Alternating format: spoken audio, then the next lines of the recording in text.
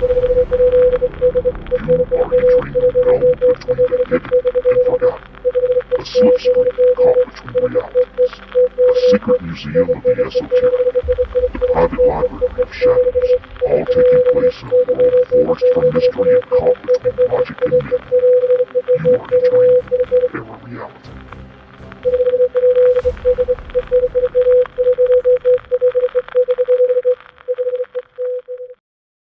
Hello, and welcome to the mysterious world of Parareality, a reality where the unknown, the unexplained, and everything is a mystery. I'm Sandman, and I'm your host this evening. Hello, everybody, and thanks for joining me in the secret bunker for another episode of Parareality Podcast. Man, so far this season, I've had a roster of great guests on the podcast, and tonight is no different. In fact, I'm super excited to talk to this guy that I've got on hold here. So without any further delay, let me tell you who we're going to be talking to. Tonight, I'm sitting down with Mr. George Haas, the founder and primary investigator for the Mars research group known as the Cydonia Institute. He's a member of the Society for Planetary SETI Research, and he's co-authored 2 books.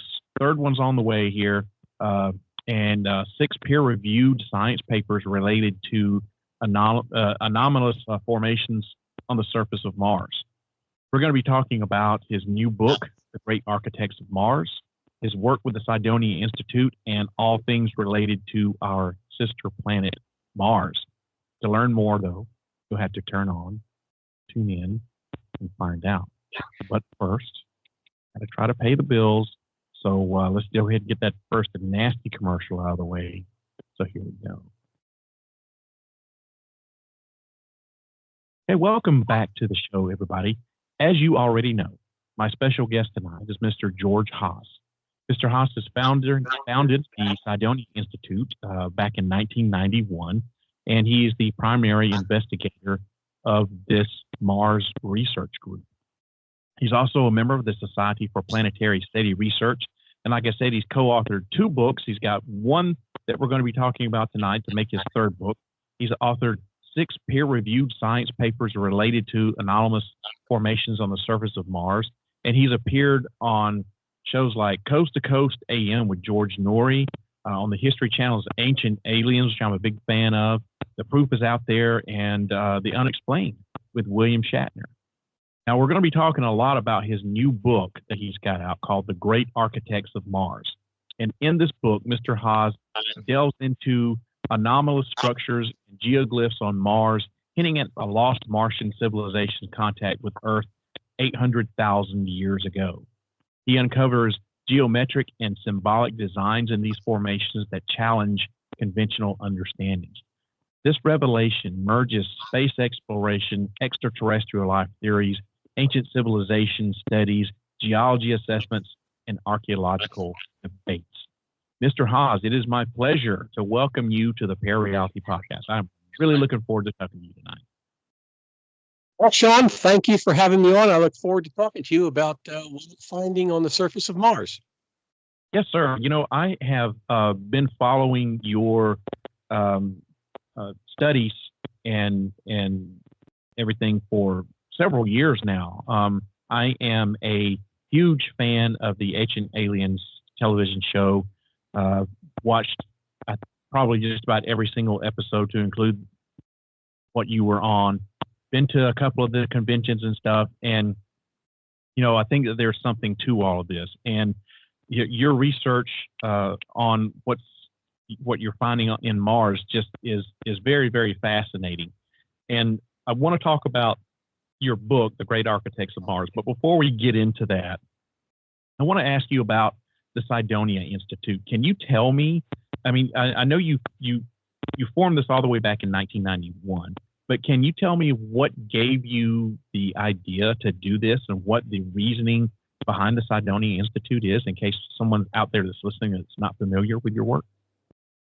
Well, back in the early 90s, there was a lot of anticipation for NASA taking a new picture of the famous face on Mars. Mm-hmm. And they had an orbiter that was sent up there to take new pictures. But for some reason, the orbiter never made it to Mars. We've had a long history of missions going to Mars. The Russians crashed a few on the surface. We had a lot of difficulties getting to Mars. And with all this anticipation about going to Mars, I got a few friends of mine together that were interested in this also. And like Richard Hoagland with his group, I had put together a group of interested friends of mine. And we started the Cydonia Institute. And it's just been growing and getting bigger ever since, huh? Well, we have a small membership. Currently, we have William Saunders, who is a geomorphologist from Canada. He was my co-author in my first two books, the Cydonia Codex and then the Martian Codex. We also have a gentleman named James Miller. He is an image analyst. He was the founder of the Anomaly Hunters website back in the early 2000s. We had Will Faust, which is an instrumental member of our group. Unfortunately, he had passed away years ago, and he actually was one that found a lot of the formations that we talk about in the book and some of our earlier books. Okay. And what does it take to become a member of the Cydonia Institute? Can anyone join, or is this an exclusive club? Few people have asked to be members that we never got around to accepting them as members. We like to keep the group small because we discuss a lot of this, and if you have too many people in a group, it just gets overwhelming. And it's really that kind of a group. It's a small research group.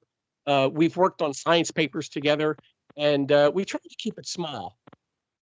Yeah, I'm looking at your website right now, and it looks like there's like 7 maybe members there. So yeah, you do keep it small, and I guess it's it makes sense because you don't want just, I guess, anybody.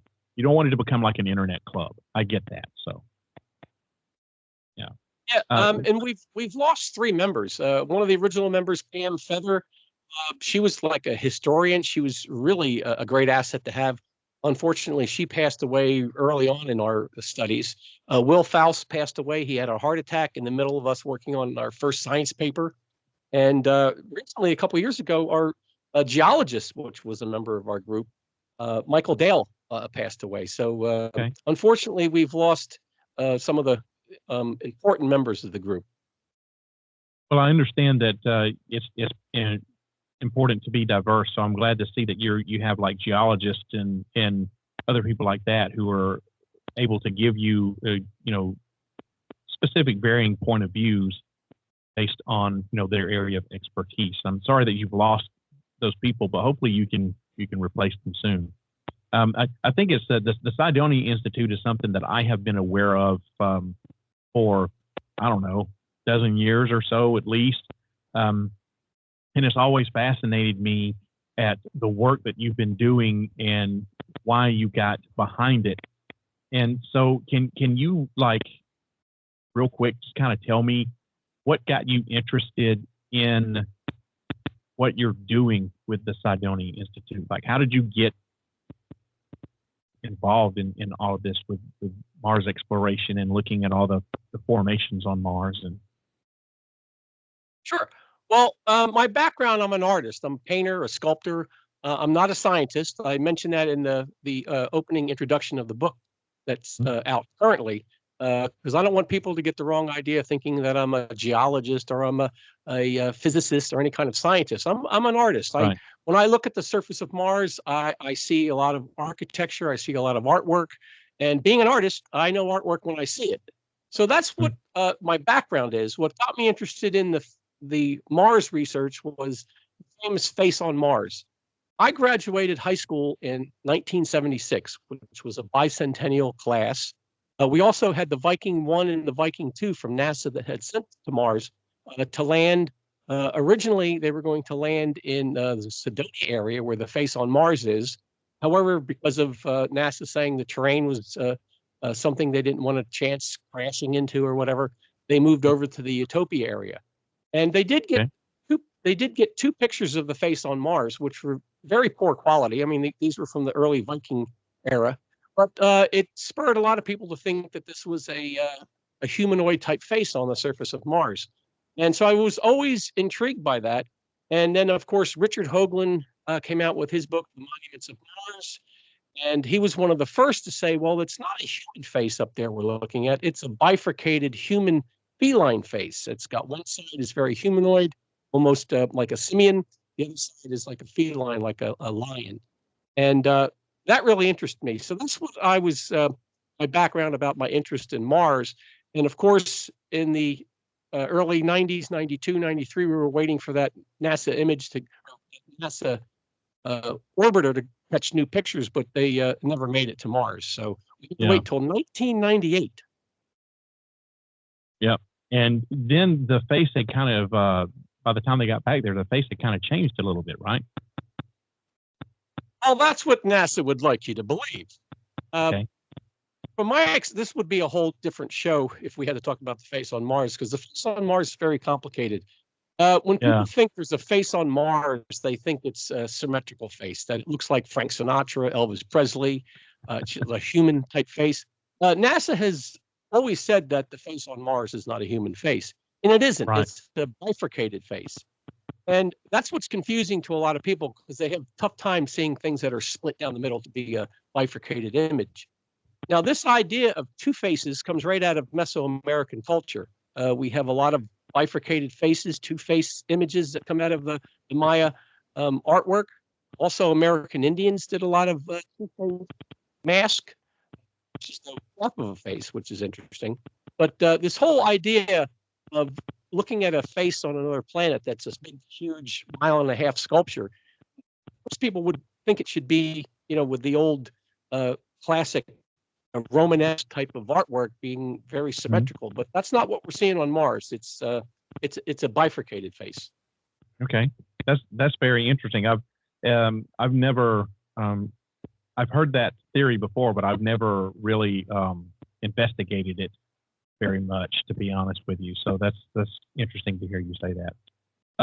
Sean, now, if you have some spare time, Sean, if you have some spare time over the weekend, go to the Cydonia Institute website.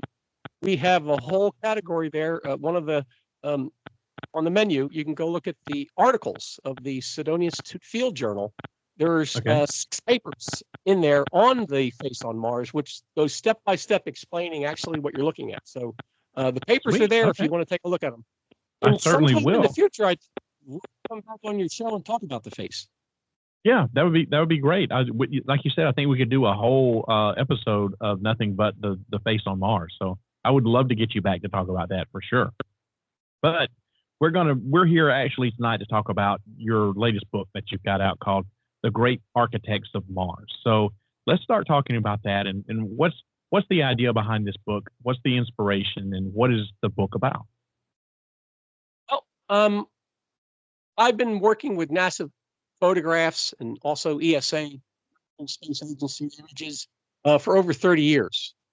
And I found numerous examples of geometrically designed structures that are highly symmetrical. Also found pictographic geoglyphs, like American Indians produced out in the Midwest, of these birds and deers and things, these huge mounds that can only be realized by looking, if you're a spacefaring or a flying culture, you can look down and see these. And so the book focuses on that. And I've been collecting these things, like I said, for over 30 years. After my first 2 books came out with North Atlantic Books, they kind of closed down any type of publication of anything on books on Mars.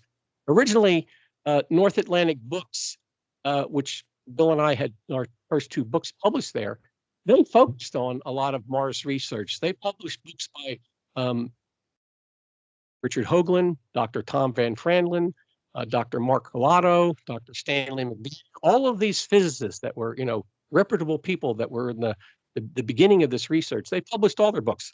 And so I was lucky to have them do our first 2 books. But after new management came in, they kind of like closed down any type of Mars stuff. So I went a couple of years without a publisher. And I was sending my books out. I have like 5 books in the can besides this one. Wow.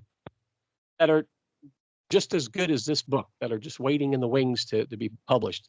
So I've been putting this stuff all together, waiting for a publisher. Thank God I was on Earth Ancients program with my good friend Cliff, and he recommended that I send something over to Barron Company,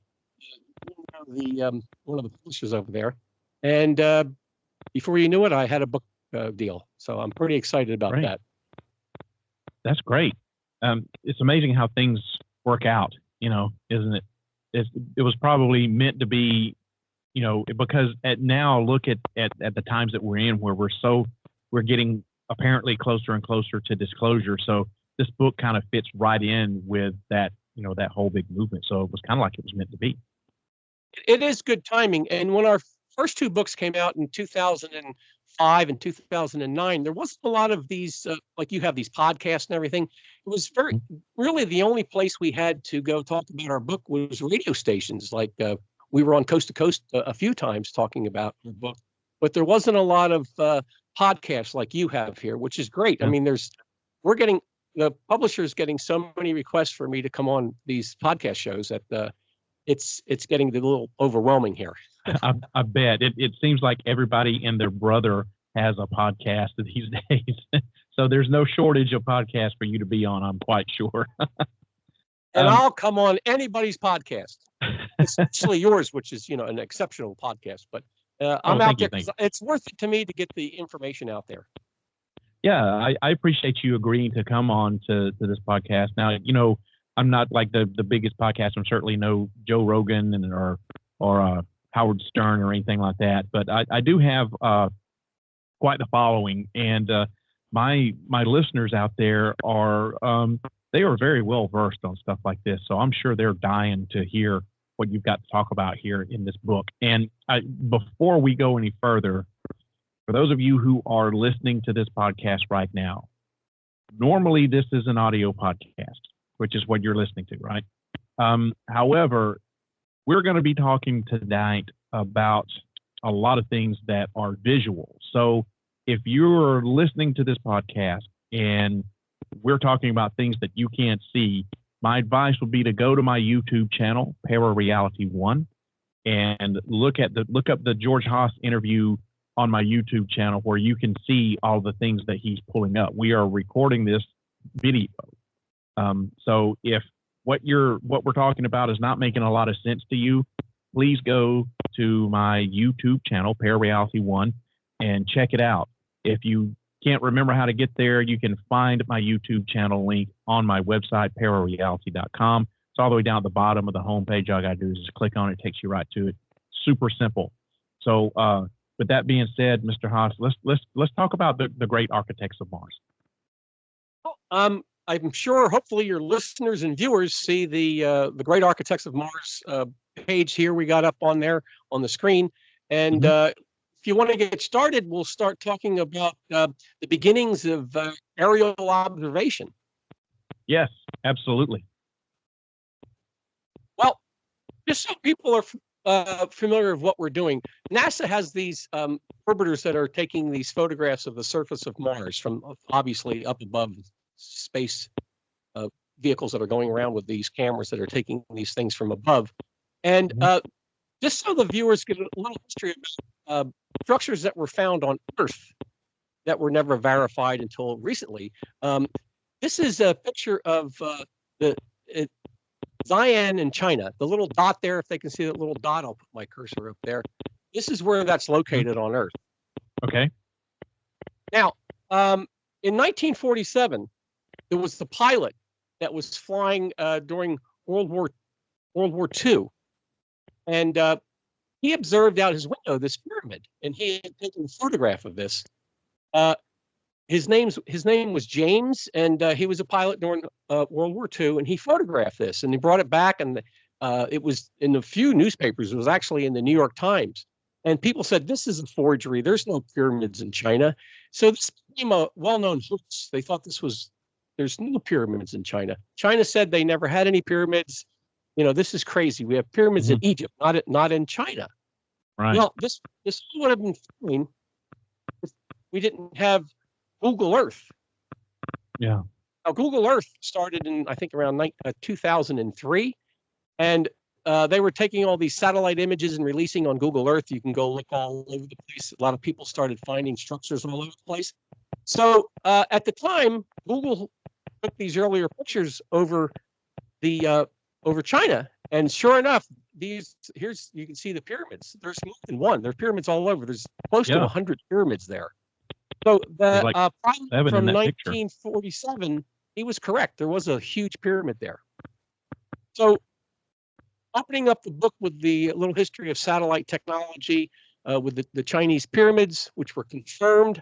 I'm sure some of your listeners know that through Google Earth, geoglyphs were found all over the world, and Pakistan and over in the Middle East and in the desert of the Sahara Desert, all these things. People were finding all kinds of structures because they called them armchair archaeologists because they were using Google Earth and finding all kinds of things. They found pyramids in Mexico that they didn't know about. So what we're finding through these satellite images on Earth is very similar to what we're finding here on Mars. Now, the starts with the famous Carl Sagan pyramids, which were in Elysium. We have a MOLA picture here of Mars, and if you look at that little dot, that's where we're starting our little journey through Mars. Okay. This is the famous Carl Sagan pyramid. These are images that were taken for Mariner 9 back in 1972. This is a three-sided pyramid right up here. It's here. Okay. And the Mariner 9 camera, they're very high contrast, but people notice that there's a pyramid up there, and Carl Sagan really brought that to the public attention. Of course, this is Carl Sagan. He actually used pictures of this pyramid in his book and on his TV series Cosmos back in 1980. But Carl Sagan wasn't the first person to notice these pyramids on Mars. They were also the subject 6 years earlier by Gibson. This is the famous Gibson paper that was in Icarus, published in 1974, and he titled his paper "Pyramidal Structures on Mars." So there was a lot of scientists that were seeing these pyramids on Mars. This is another picture of the early Mariner 9 pyramid on the left. On the right side, we're seeing a recent 2007 Mars Reconnaissance Orbiter CTX camera image of the same pyramid. So you can see that the Mariner 9 image was pretty clear. But we're finding a lot of three-sided pyramids on Mars. On Earth, we have, of course, the four-sided pyramids in China. American Indians built four-sided pyramids over in Mexico, a lot of four-sided pyramids. But it seems on Mars we find a lot of these three-sided pyramids. This is another three-sided pyramid, very close to the famous Sagan pyramid. So here's another three-sided pyramid. It's pretty amazing. This is all in Elysium, the same area. Okay. This next image, you see these two polygonal pyramids? Sean? Yes, I see them. Now, the one on the left is huge. It's I can't remember, but I think it's like at least a mile long from the tip to the bottom. And just above this, in the same area, is this smaller pyramid, which is almost the same design. You see how they're both, we call them Star Shield, and the little one is Star Shield Junior. They're almost identical. They kind of like starfish to me. Oh, they do. But the geometry in these, and they're so symmetrical. And it's just amazing that in the same area, you not only have identical three-sided pyramids, you have these polygonal pyramids that are almost shaped identical. And the other interesting thing is that they look like star forts that were built here on Earth. This is Fort Santa Teresa. Wow. Pretty amazing. Yeah, isn't that? Now, could you imagine this pyramid, not this pyramid, this star fort, covered in dirt and dust and ice? It would look very similar to these. Yeah, I can see that. And it's very, on the pictures, it's very evident that these are not like pictures of the same structure taken from different angles, because you can see the surrounding topography, and it's very different. Yeah. So Yeah. In the book, I provide a expansive view of the whole area, showing all the pyramids. They're all numbered, so it's very easy step by step to follow. But for this presentation, I'm just putting them, showing the impact, how similar these are. Yeah, yeah.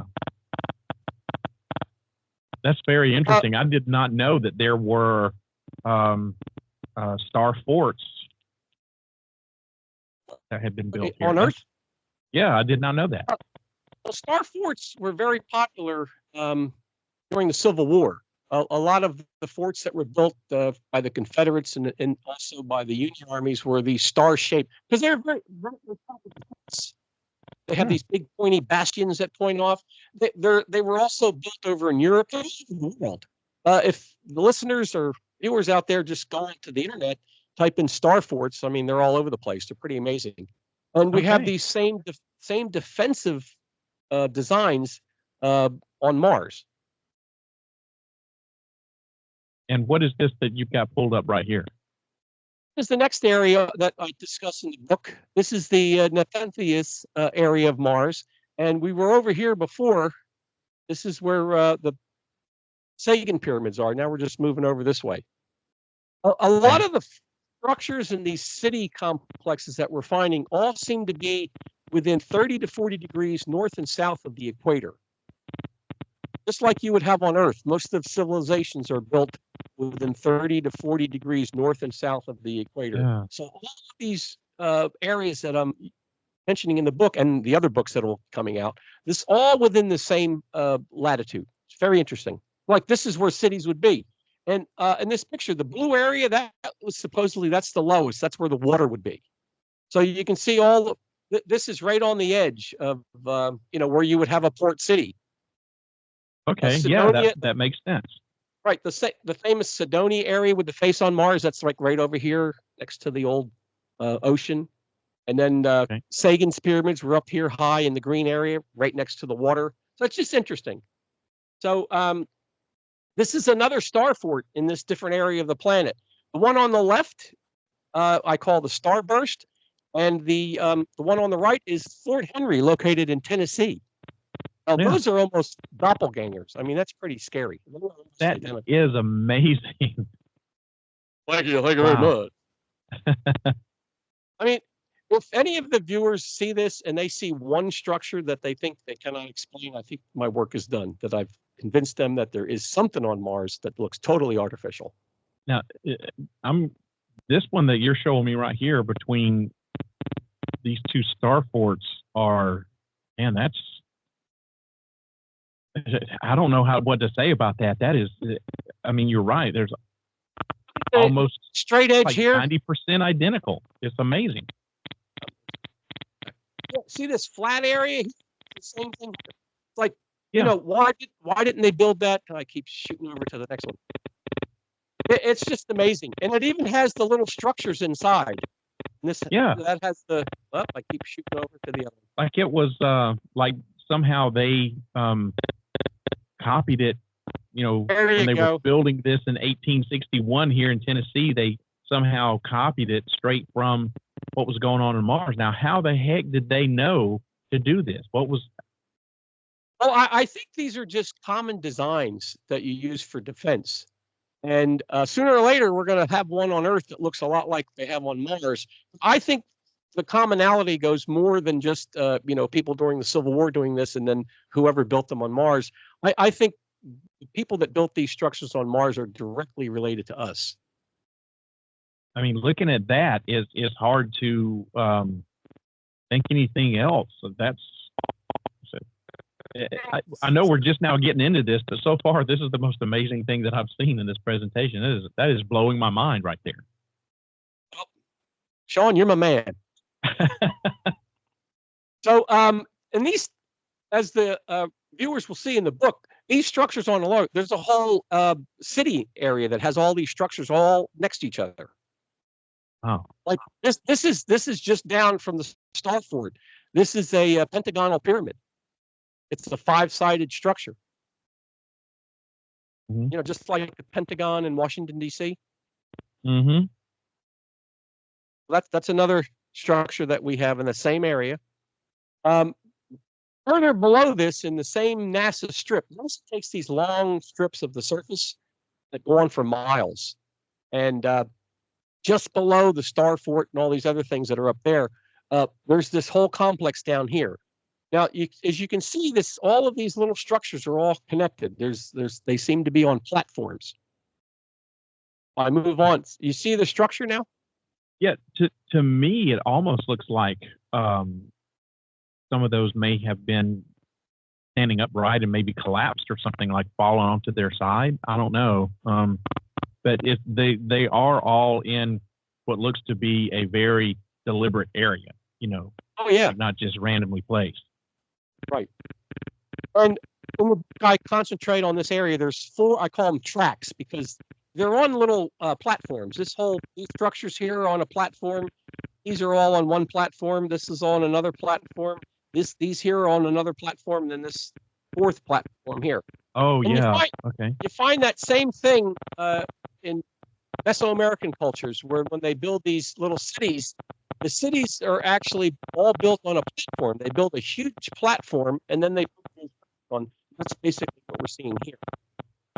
Wow. This is a close-up of one I call the crowned kite. I mean, this is not natural. I mean, look at the symmetry and the geometry in this thing. What a structure. To me, it looks like it could be some sort of like ship or aircraft or something like that. I mean, I know you're saying it's a structure, but to me, it looks like it almost like it has wings and I don't know, maybe a cockpit area or something. Sean, you're not alone. Everybody I show this, they think this is some kind of ship. Like some kind of Cleon spaceship that's landed there. But whatever it is, it certainly has geometry and it's very symmetrical. Yeah, it does show symmetry for sure. I mean, that's right in that track of structures. And what is that to the side of it? Go back on your slide for a second. If you don't mind. This over here? Yes. That's another mound. That's outlined in the other. Okay. It's just another mound sitting next to it. All right. This is also symmetrical. You could run Yeah, that looks pretty symmetrical to me. Yeah. You could run a line through here, and it's very symmetrical. And that's Carl Sagan said that finding these structures on another planet, that it would be intelligent life on Earth reveals itself through geometry and regularity of its construction. And that's what exactly we're seeing on Mars. Mm-hmm. The geometry and regularity of its construction. Yeah. And that's what we're seeing. I mean, according to Carl Sagan, if he was looking at these, he'd think these were artificial structures. This is the last one in that set. It just shows how, as above, so below. This is one of the platforms with a rectangular bar and a circular dome on the end. And the one on the right is from the Johnson Mound group here on Earth. It's an American Indian mound. It's a circular mound and a rectangular mound on a platform. I'm just showing it's very similar designs that we're finding on Mars, and it's right here in American cultures. Yeah, that's almost, it's like the Star Fort from Tennessee is almost exactly 100% copied. I mean, it's just a few degrees off, but yeah, it looks pretty similar to what we're seeing up on Mars. That's amazing. Now, what do you compare? An airport? I'd love to look at that, see the comparisons I could make. The Tennessee airport, you're saying? No, I'm talking the Star Fort that we were talking the Star about. Fort. I hear you. Yes. Yeah. No, the airport here in Nashville has nothing. I don't think that it's going to look anything like anything on Mars. Are you in Nashville? I am right outside of Nashville. Yeah. Well, I'll be darned. Well, my wife's from Nashville, Tennessee, and Kentucky. She was all during that area. She graduated from the University of Tennessee. Ah. Yep. So I'm married to a good old Tennessee girl. Good old Southern girl, yeah. God help you. I know you got to go through a lot to be put up with a Southern woman. So God help you. This is the only break I get doing these podcasts. I understand. My wife took me to my first football game, the Vols. You know, The go what? Vols. Oh, the Tennessee. balls. Yeah, the Vols. yeah. Yeah. That's an experience. I have yet to, I've been living in Tennessee for almost 25 years. And I have yet to experience a Tennessee volunteer game. And that's on my bucket list. I was telling my wife the other day that in the next 2 or 3 years I wanted to check that off the list. I got to go to a Vols game, got to experience that. Yeah, and we saw them up in New Jersey, or was it New York? I don't know. We used to live up in New Jersey, and this was probably like 20 years ago. So it was back in the day when they were just becoming a big football group. Gone to a football game. I'm an artist. I paint, draw, do artwork. So, but my wife, she loves the Vols. Tennessee volunteer. If she's from the South, she was she probably grew up watching the SEC in college football. So it doesn't surprise me a bit. All right. So while we're talking about stuff like this, before we move on to this next slide, I need to take another break to try to pay some more bills. So we're going to take a pause for the cause here for a second and let you guys listen to this, and we'll be right back.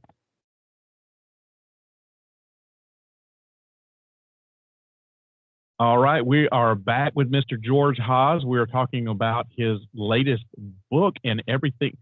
Man, The Architects of Mars, and that's his latest book. And I'm telling you, looking at what he has shown me so far, this is some amazing stuff that we're seeing.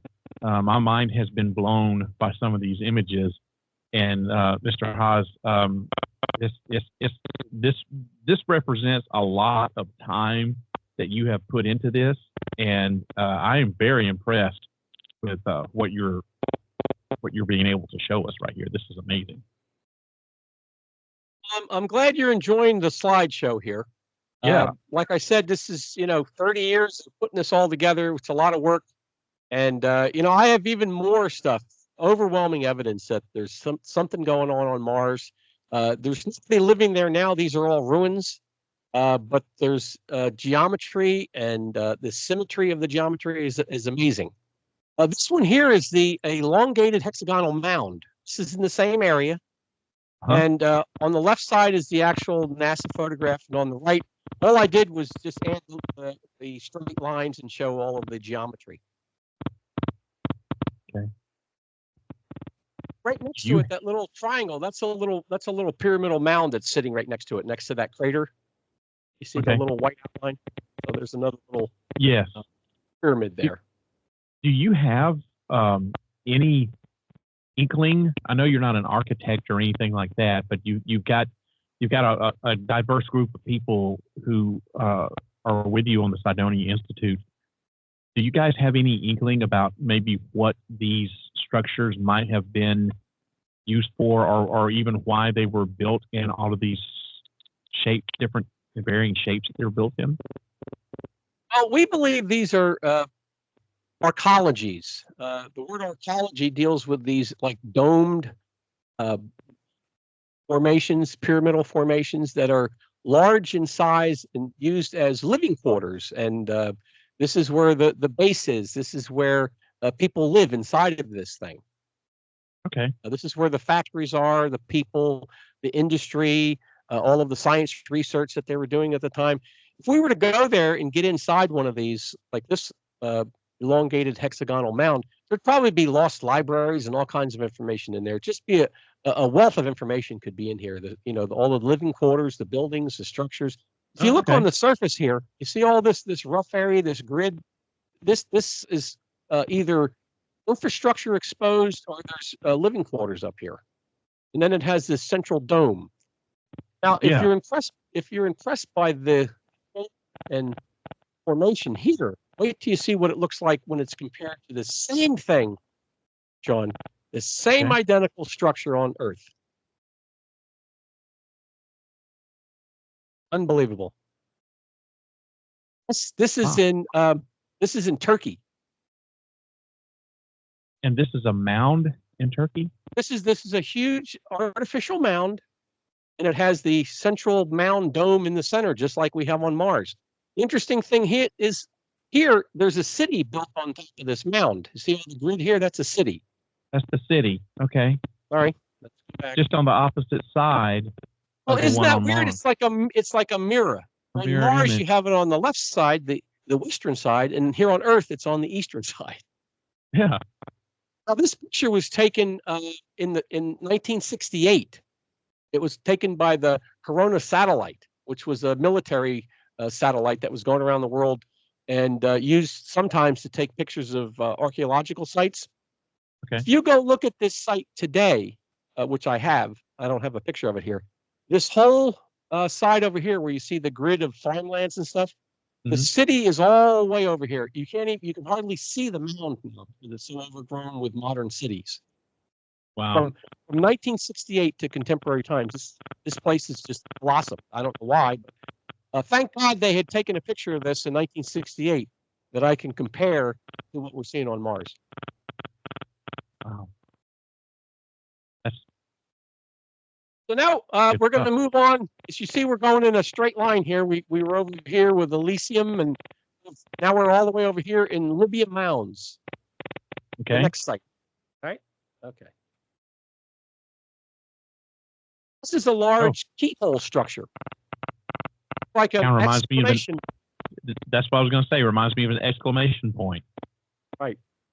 Now, when NASA took this image, this formation's out in the middle of nowhere. There's nothing around. It's like a flat plain. This is out in the middle of nowhere. And they called it an exclamation mark, which was kind of funny. And when NASA releases these photographs, they take thousands a month and they release them. And there's all kinds of things that you can look at. But normally, 95% of the time, there's no caption, there's no explanation of what you're looking at. They take the picture, they release it. They give you the ancillary data, what time of day it was taken, how high up the camera was, what's the angle, the ancillary data is all available. And that's it. However, when they produced this image, they had a whole 2 paragraphs for one of the NASA scientists that told us why this wasn't a artificial structure. Wow. That's unusual, huh? Oh, it was. And they said, this must have been caused by faulting. This structure, Sean, is 1 mile by a half a mile. It's 1.5 miles long by about almost a little over half a mile wide. It's gigantic. Now, our scientists, William Saunders and Michael Dale, a geologist and a geomorphologist, examined this. And there's no way this could be produced by wind or water erosion, because if you had wind going up and down the sides of this, they would obliterate the circular dome down here. Same thing, that would just be erased. And whatever winds were coming around the top here, they would cause damage on each side. This is very symmetrical. It's a highly geometric formation that, and here's the study we did. This was actually part of a science paper that we had published. This is showing the exquisite geometry in this formation. And, I've always heard that nature does not produce straight lines. And if you're looking at this picture, it looks like the lines are very straight on this structure. Oh, yeah. I mean, even the double lines, you have the line here, and then it goes in, and there's this other line. This one here is a little damaged. I mean, we're talking about things that are probably, 50, 60, 100,000 years old. So it's going to be a little damage from meteors. Yeah.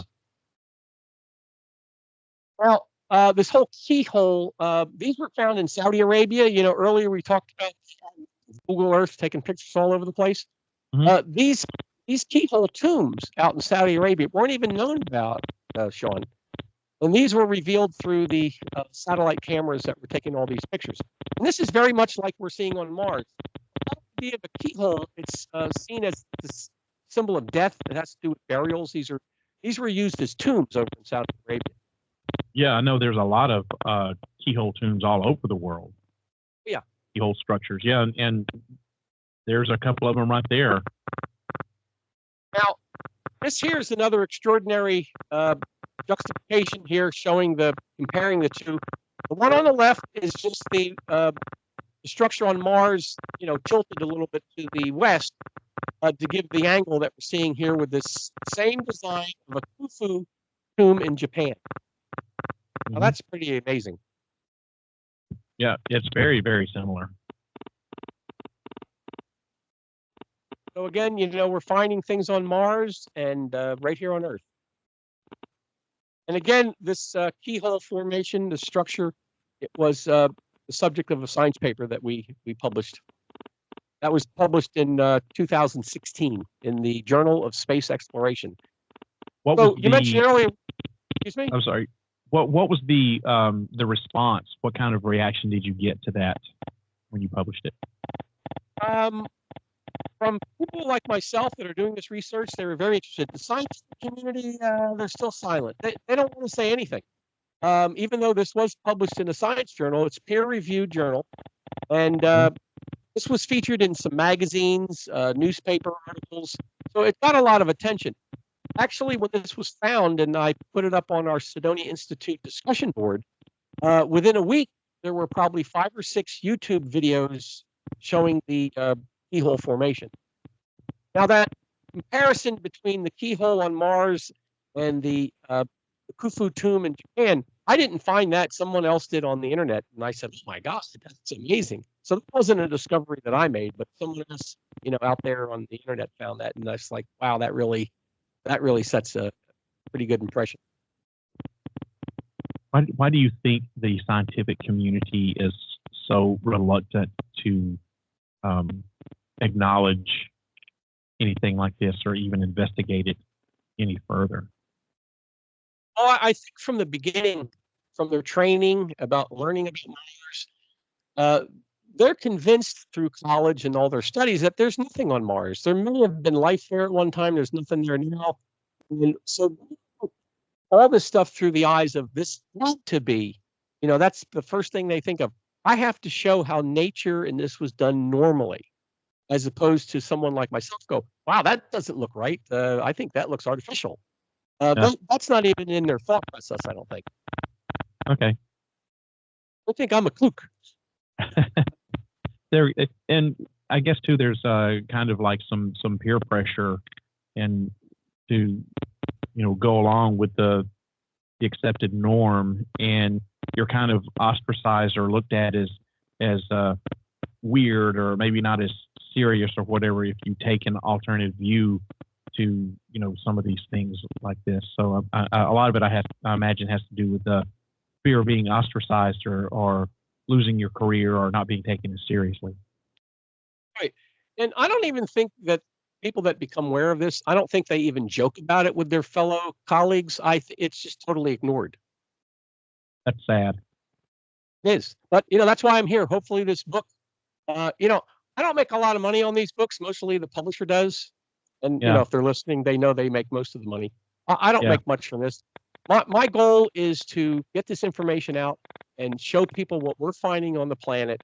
And, they can make their own decisions. But I think after just seeing what we're showing here, this is just a little bit from what we have in the book, that it's overwhelming evidence. I think you should be convinced there is structures on Mars. We don't know who put them there, but they're there.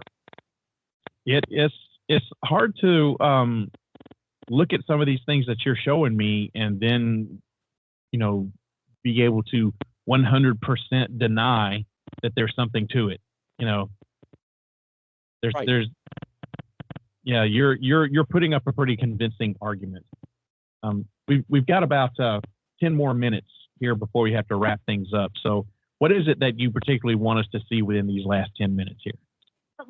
We'll just finish up here with the Atlantis chaos. Interesting name of the area. Yeah. Hold on. We'll do this pretty quick. Okay. This is one of the main pictures of this area. You see the whole grid area. Yeah. This is all foundations of an abandoned city. There's main structures here. There's a domed structure here. There's this big temple here.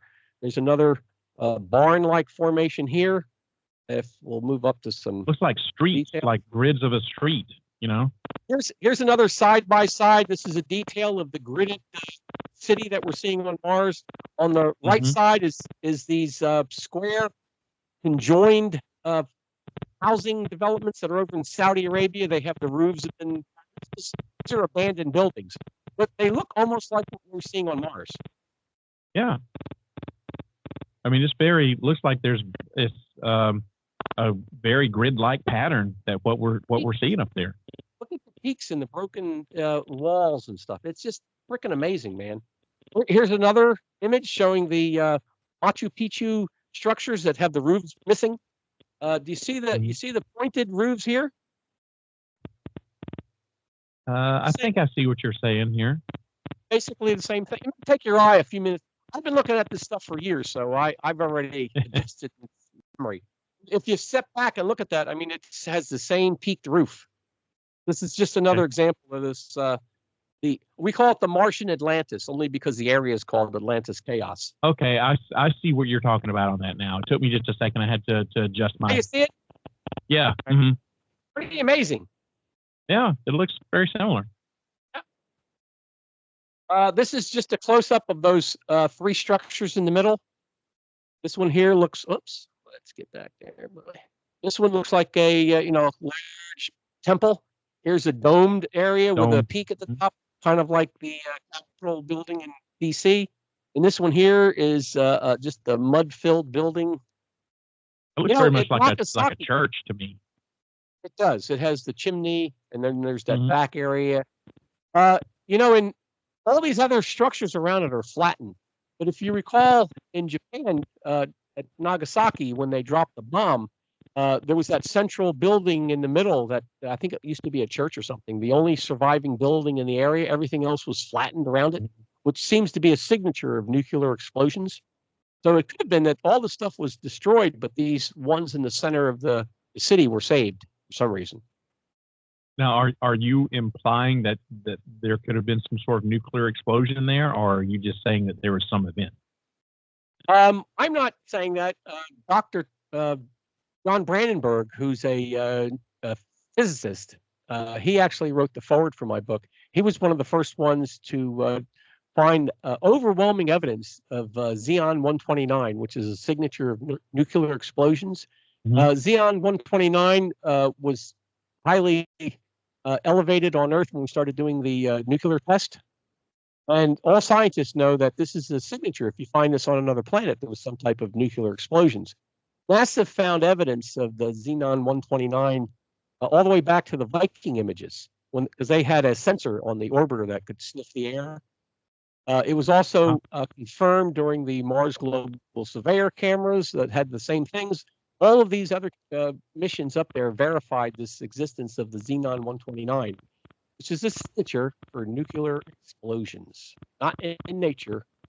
So Dr. Brandenburg, he's got 2 papers out that discuss this explosion, the signature on Mars. So he's papers published. So I'm not the first one to even think of this. And he'd be a great guest if you wanted to have Dr. John Brandenburg on. Yeah. You've got his contact info. You need to shoot it to me, and I'll. That'd be great. Thank you. So we can leave it at this slide if that's good for you. Yeah, that's. If they want to see more, they're going to have to get on. Yeah, you got to have something left in the book for them to see. This is, man, Mr. Haas, this has been really amazing stuff that you have been talking about here and showing me. Like I said earlier, it's hard to look at this and then come away saying, I know 100% for sure that there are no structures on Mars. There's something to this, especially the thing that blew my mind was the Starport thing. That's what got me right there. And if you've never seen what a starport is, and I'd learned something new today, I thought I knew a bunch about stuff like that, but I did not know that there were such things as starports. So looking at what we have here, comparing it to what we see on the ruins up on Mars, it's amazing. There's something to that. I don't know what the answer is. I think the only way we're going to find out is to go there. And do you think that we're going to eventually get to Mars? And if we do you think that, NASA or whoever sends our astronauts to Mars, do you think they're going to take stuff like this seriously? Are we gonna get reports that, oh, you were right all along, or are they just gonna try to sweep that under the rug? What's your opinion?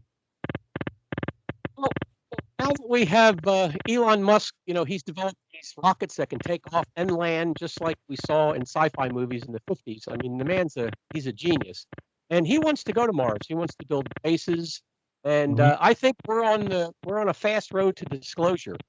The new administration is going to get us to Mars. They're going to get us to the moon, and I think the public is ready for this type of disclosure. And I really appreciate you, saying that you didn't know about these star forts. I'm with you, Sean. A lot of these things I discovered, like keyhole, I didn't know there was such keyhole formations on Earth. I learned a lot of things about Earth from finding these structures on Mars, because I've gone on the internet doing research in libraries trying to find different structures that look like that, and it's amazing. So I'm learning about Earth and our architecture and our styles of design and finding these things on Mars. It's pretty amazing. Yeah, it is. It's amazing stuff. It really is, and I really appreciate you coming on the podcast and talking about it. And I will definitely have to get you back so we can talk all about the face on Mars, because that's something that has always fascinated me, and you know a lot more about it than I do. So I would love to have you back on to talk about that. Thank you, Sean. I appreciate you reaching out and having me on your program. It's been a blast here talking to you, and I'm so glad that I've opened your eyes to some of the formations that we're finding on Mars. Yeah, it's been very interesting stuff, and I'm definitely going to be looking at your book and seeing if I can read more about all this stuff. Speaking of that, a couple of things that I always ask all of my guests, and I'm going to ask you these same things as well. Number one is, where can we find your book? Oh, the current book, The Great Architects of Mars, is available on Amazon, but it's published by Barron Company. So you can go on Barron Company and order it directly from them. And it just came out on January 7th. There's pre-orders. The book's currently number one in new books on Mars, so it's selling pretty fast. And if anybody has any questions, you buy the book. You can contact me on the Cydonia Institute website. I have a mailing address there. There's also my email, and I have a Facebook, George Haas, and there's also the Great Architects of Mars Facebook. And I'm open to any kind of questions, and look forward to talking to people. Well, you actually answered the second question that I was going to ask, which is, how can people get in contact with you? So you just answered that. And Haas is with two A's, is Haas, correct? Correct, two A's, yes. Okay, so you can find all of his books on Amazon, but we're specifically talking about The Great Architects of Mars. It's available right now on Amazon. Just came out on January the 7th, so it's still brand new, hot off the presses, if you guys want to check it out. If you have any questions for Mr. Haas or want to discuss anything more with him, you can always go to the Cydonia Institute website, which is Cydonia Institute, thecydoniainstitute.com. And of course, you can find him on Facebook, George Haas, Haas on Facebook, or Cydonia Institute on Facebook. Mr. Haas, it's been a pleasure. We're smack dab out of time. I really appreciate you coming on and talking about this. This has been some really interesting, eye-opening stuff. And I can't wait to get a copy of the book and just delve right into this thing. This is very interesting. I can't wait to get my hands on a copy. Thanks a lot, Sean. You're welcome. Everybody, we're going to take a quick break, and then we'll be back to finish up the show after these brief messages. If you wish to change, you must first lift the veil of ignorance that has been cast over your eyes. Only then will you see the true power of the universe.